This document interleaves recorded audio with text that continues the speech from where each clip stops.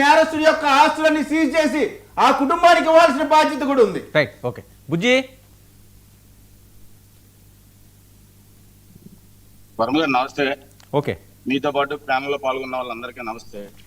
ముందుగా నేను చిన్న విషయం చెప్పాలి. శివపార్వతి గారికి, విజయ్ గారికి నేను కోరుకునేది ఏంటంటే, వైసీపీ ప్రభుత్వం స్పందించిందా లేదా, వైసీపీ వాళ్ళు వెళ్ళారా లేదా అనేది మీరు చూస్తున్నారు. మనం కూటమిలో ఉన్నాం, మన గవర్నమెంట్ ఉంది.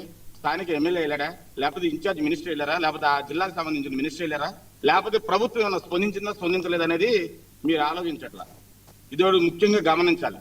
ఎందుకంటే ఇవాళ ప్రభుత్వంలో మనం ఉన్నాం కాబట్టి జరిగిన దుర్మార్గం ఇవాళ ఇంత పాశవికంగా, నేనంటే అంటే హత్యలు జరిగినాయి కానీ మరీ ఘోరంగా ఆ అన్నదమ్ములు ముగ్గురు కలిసి వెళ్తుంటే వెనకాలే వచ్చి గుద్ది చనిపోయే వరకు కార్ని 4-3 రౌండ్లు వేసి, ఆ విషయం మీద ఇవాళ నేను కందుకూరు వెళ్ళాలి, అర్జెంట్ పనుండి పిల్లల దగ్గరికి వెళ్ళవలసి వచ్చి నేను వెళ్ళలేకపోయాను.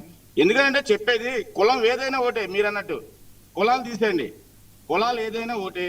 ఈ కులం మీద అన్యాయం జరిగినప్పుడు కనీసం ఎక్కడ చిన్న విషయం జరిగినా హోమ్ మినిస్టర్ గారు స్పందిస్తారో, లేకపోతే లోకేష్ గారో, లేకపోతే పవన్ కళ్యాణ్ గారు స్పందించలేకపోవచ్చు.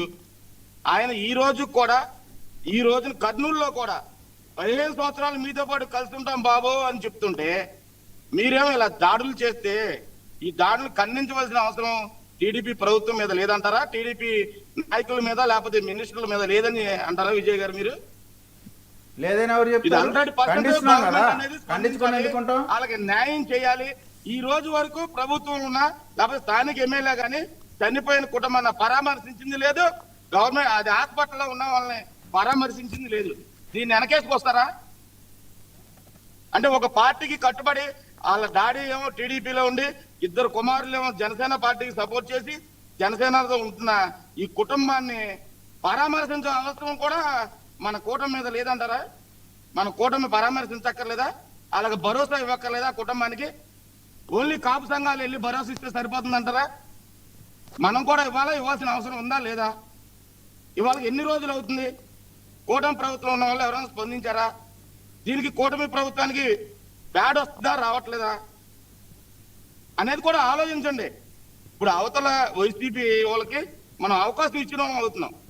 ఇవాళ మనం వెళ్ళి స్పందించవలసిన అవసరం ఉంది. మన నాయకులు ఎవరెల్లా, కార్యకర్తలు ఎవరెల్లా కనీసం మీడియా ముందుకు వచ్చి ఎవరో స్పందించలా. దానివల్లే కదా ఇవాళ 11 రోజుల తర్వాత కుల సంఘాలు వెళ్ళి స్పందించినాయి అంటే గవర్నమెంట్ పట్టించుకోకపోవడం వల్లనే కదా. ఏ కులాన్నైనా ఒక రకంగా చూడాలి. ఇవాళ పవన్ కళ్యాణ్ గారిని నమ్మి పవన్ కళ్యాణ్ అని చెప్పిన సిద్ధాంతాన్ని బట్టి 99% కాపు సామాజిక వర్గం ఇవాళ కూటమి ప్రభుత్వాన్ని సపోర్ట్ చేసింది. అది వాస్తవం, ఎవరనుకున్నా అనుకోపోయినా. కాబట్టి ఆ కులానికి ఇంత అన్యాయం, ఇంత దుర్మార్గం జరిగినప్పుడు కనీసం స్థానిక శాసనసభ్యుడు కూడా వెళ్ళి భరోసా ఇవ్వకపోతే ఇది ఏ సంకేతాలు తీసుకెళ్తున్నారు?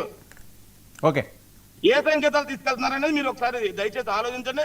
మీరు మీ పార్టీ పెద్దలకి తీసుకెళ్తే బాగుంటుందేమోనని నా ఉద్దేశం. Okay, right. Suresh respond. Sir, ఇప్పుడు